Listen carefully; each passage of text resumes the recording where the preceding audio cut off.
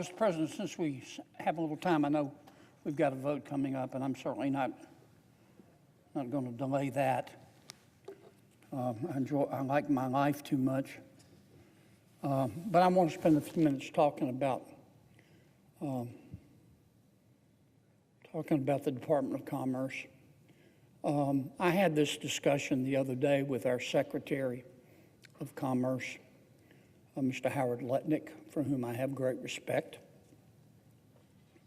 One of the agencies in the Department of Commerce is an agency called the Census Bureau. And I know that sounds like they count people, and they do, but they have a multitude of responsibilities. And one of their responsibilities is to define poverty level in America. Tell us who's poor.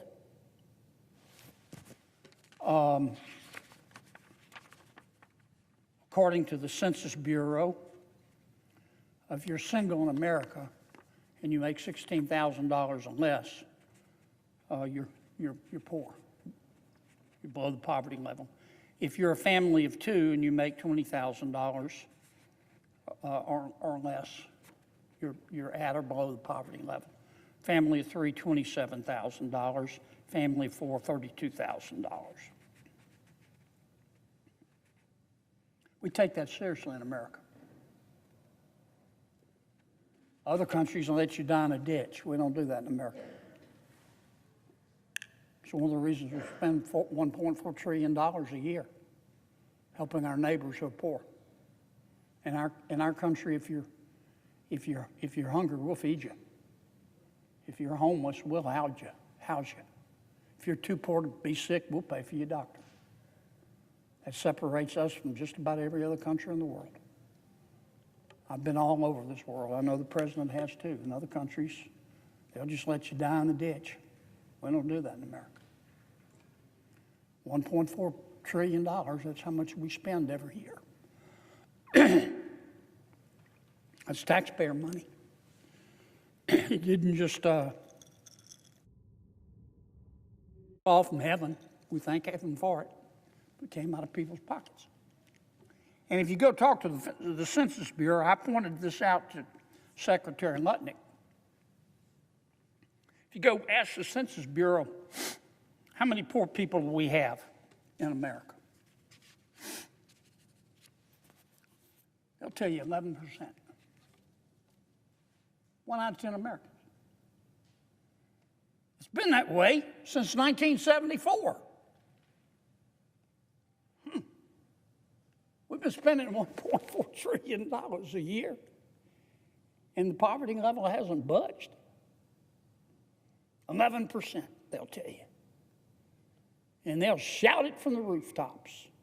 And when they get a letter from another agency going, we need some help, some research, how many poor people we got in America today, they'll tell you 11%. 11%. They're lying.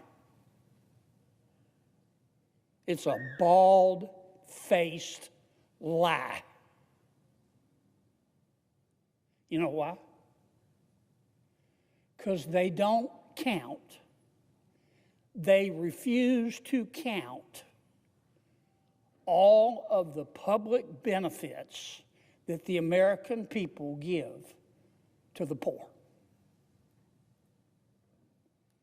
According to the Census Bureau, the only thing that counts is if you get cash from the federal government. We call that welfare. Temporary assistance for needy families.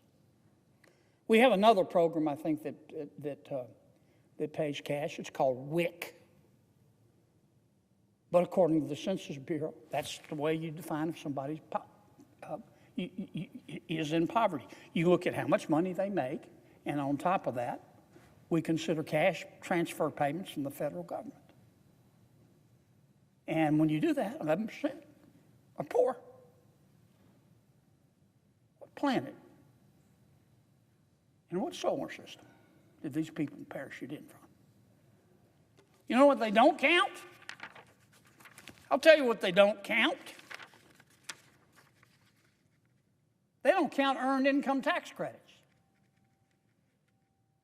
If I make a low enough income, let's say I make $15,000 a year, I have to pay tax on that. I have to file a tax return. But when I do, I get an income tax credit, and it's refundable. That means the IRS sends me a check. So they don't count that, and the American people pay for that. But the Census Bureau says that doesn't count in determining poor. You know what else they don't count? They don't count food stamps. Huh? Real, strong drugs is the only possible explanation for that. For them to not even count food stamps. You know what else they don't count? Housing subsidies. Section 8 vouchers. Getting to live in a place for free. You know what else they don't count? Utility bill subsidies. They don't count Medicaid. They don't count free school meals. You know why? Because if they counted it, you know how many Americans would be living in poverty? 1%. And that is a natural fact. I'm going to give you an example.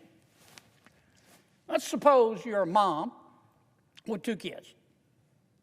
And you're poor, you work, you make $11,000 a year.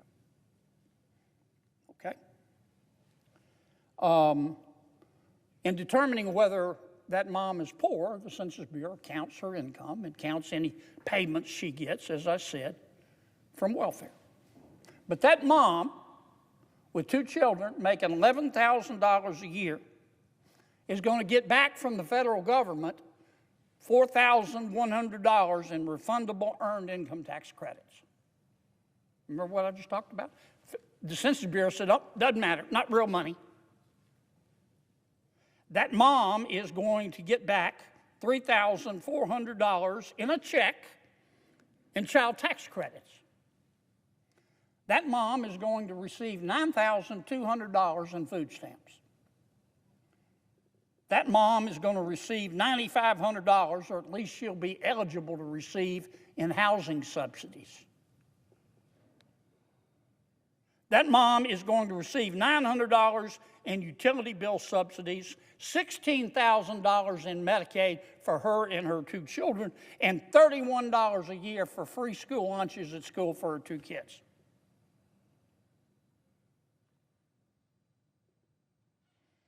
And let's suppose on top of that, she gets $6,600 a year in welfare payments. And remember, the Census Bureau says all this stuff doesn't count. The only thing that counts is the lady works and makes $11,000 a year, and she gets $6,600 in welfare payments. So her income is only $17,600, and she's below the poverty line. Wrong. You don't have to be Euclid to be able to figure out that if you add up the TANF money and the $11,000 that she earns and the refundable child tax credit and the refundable earned income tax credit and the food stamps and the housing subsidies and the utility bill subsidies and the Medicaid and the free school lunches that I just talked about, you know what her income is? $64,100. Tax-free. But yet the Census Bureau says she's below the poverty level. Now look, I'm not here to begrudge this lady, this hypothetical person. I'm going to say it again.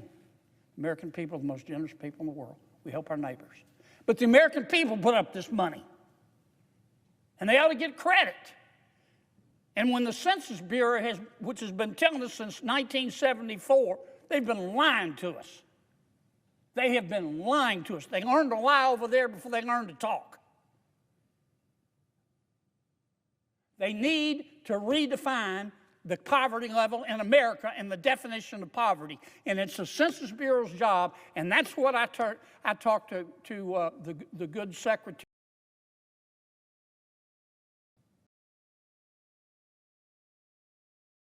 And I talked to him in committee, and he said he'd work on it, and I thank him for that, and I'm going to chase him like he stole Christmas until he doesn't. I'm going to chase him like he stole Christmas and Thanksgiving. He can do it with a rule or regulation. I've introduced a bill. Again, the purpose of this is not to take any money away from anybody. The purpose of this is to tell the American people the truth. That they're the most generous people in the world, and they should be proud of that. And this mom, poor mom of two, she's not just getting around 17 grand a year. She's getting almost $65,000 a year tax-free. But the American people get no credit. And you know why? Because there's so many people in the bureaucracy, they want us to think everybody's poor. So they can go back and back and back to the taxpayer. Mr. Chairman, Mr. Secretary Lutnick, with all the respect I can muster, please fix this. Please fix it. And I'm going to keep bringing it up until you do. I'll pass a bill if I can, but it's going to be kind of tough.